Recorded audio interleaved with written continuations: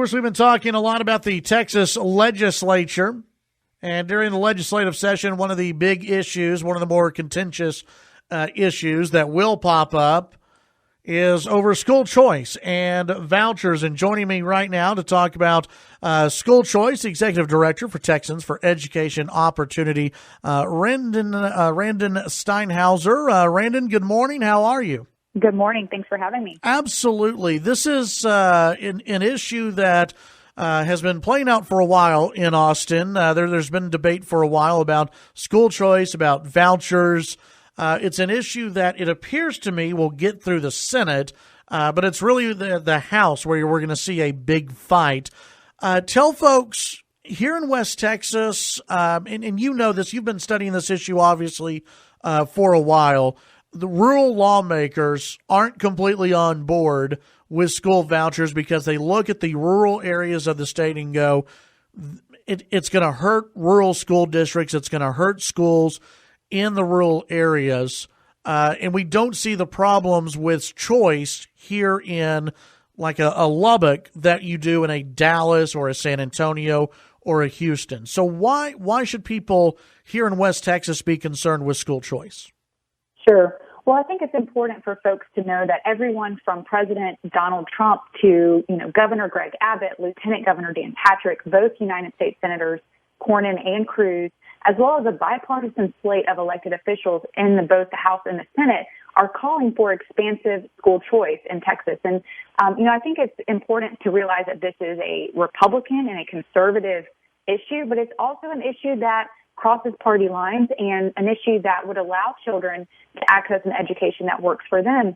Even if they, are in a rural area, every school doesn't work for every child. And we think it's important that the parents are the ones making the decisions for their child's education, not necessarily the government-determined school that, is determined by a zip code. So we're excited to see a lot of momentum for this. Of course, Lieutenant Governor Dan Patrick is championing this issue.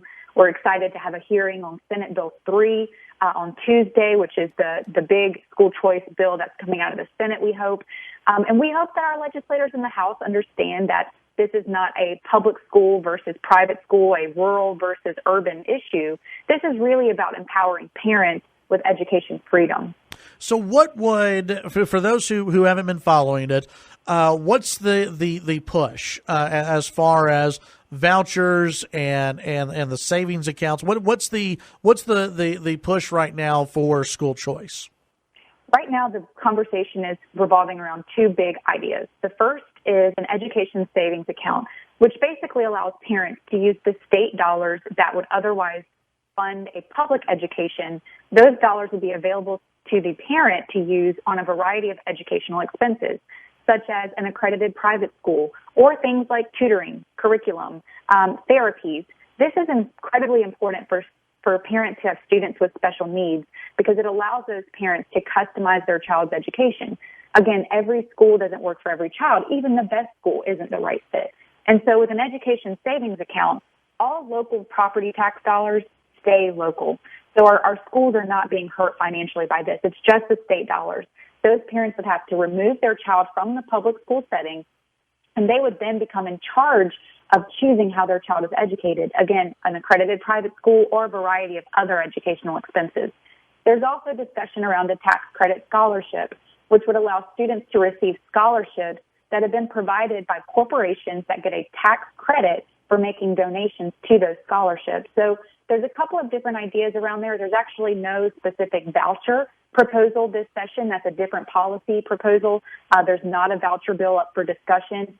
And what we're discussing this session is called a education savings account, which is very different than a voucher proposal, but would allow parents complete authority over how their children are educated. Do we know yet how much, if a parent was to pull their child out of a failing public school, they want to take their kid and say, okay, we want to find a good private school, we want to find a good option for our child? Because, listen, there are, as someone who grew up in the Metroplex, there are way too many kids who are locked into failing public schools, period. And I think the debate is over, how do we get these kids a good education? What is the option, here? And personally, I would love to see if nothing else happens, let's erase some of these lines where these kids are locked into failing schools. That's exactly right. Because it's just it's horrible for so many kids out there. But let's say a child or parents do decide, hey, let's pull our kid out of this school system. How much, in theory, or do we know, would that child be eligible for in this education savings account? Sure, it's roughly about $6,700, but it does change depending on if a student has special needs. The tax credit scholarship would also be weighted based on income and need. However, we've done a survey recently of all of the accredited private schools in Texas, and we found that the average tuition for K through 8 is about $5,500. And the unique thing about an education savings account is that even if those dollars, that $6,700 was more than the tuition at an accredited private school, those funds roll over year to year. And that's incredibly important as we look at the cost of, 8 through 12, which traditionally goes a little bit higher with accredited private schools.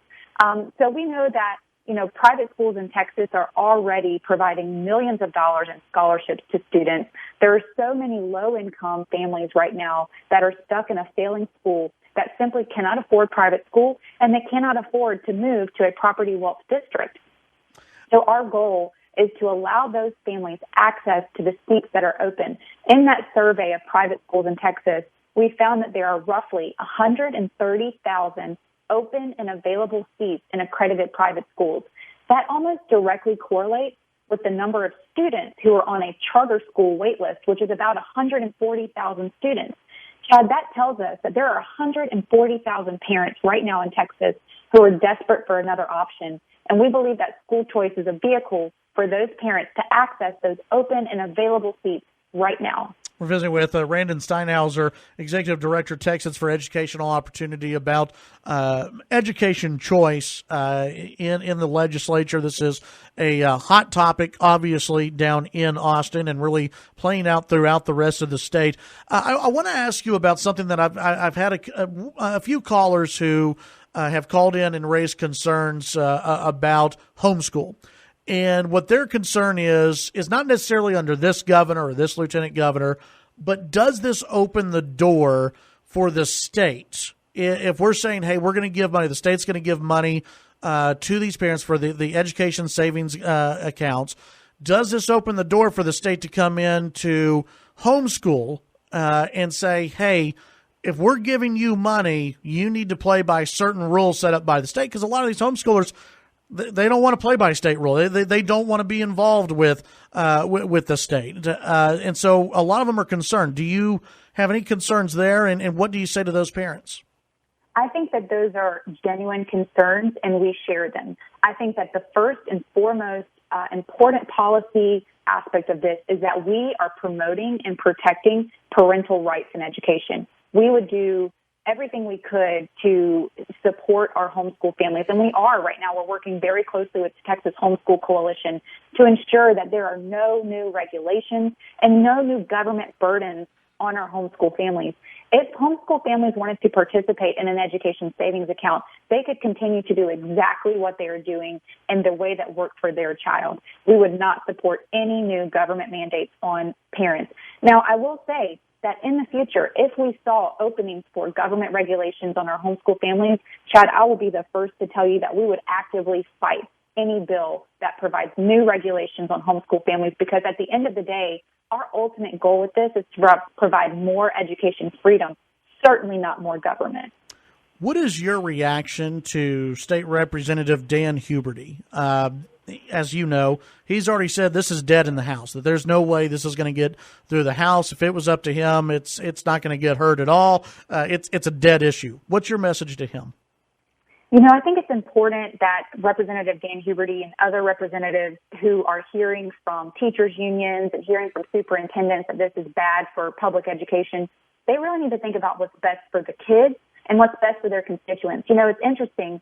When school choice was on the Republican Party primary ballot a few years ago, it got 89% approval in Representative Huberty's district. So I'm just wondering, who is he responding to? Because he's certainly not responding to the Republican primary voters with that kind of comment. And I think we're going to see a lot of interesting movement from the House once this session is over in terms of who is really beholden to the teachers' unions versus who's beholden to the constituents, the Republican primary voters that voted them into office. And that's an important, reminder for these folks, is that this is a conservative, sound, philosophical, conservative policy. School choice is about more education freedom and less government regulation, and that's a really important distinction when we talk about Republican legislators in the House. Randan, I hope we can speak as the session progresses and see where we are with this. And listen, I hope there is a debate on it in the House. I think there needs to be because I think and listen, I think both sides have good arguments. I think that there are obviously a lot of kids who are locked into failing schools, and something needs to be done about it. And squashing all debate to me just seems like a very, to be blunt about it, stupid move on his part and others. So I hope there is debate, and I hope we get to speak again as this debate continues in Austin. Great. Thank you so much. Thank you. That's Randan Steinhauser, Executive Director, Texans for Education Opportunity, here on the Chad Hasty Show, News Talk 95.1 FM, 790 AM, KFYO.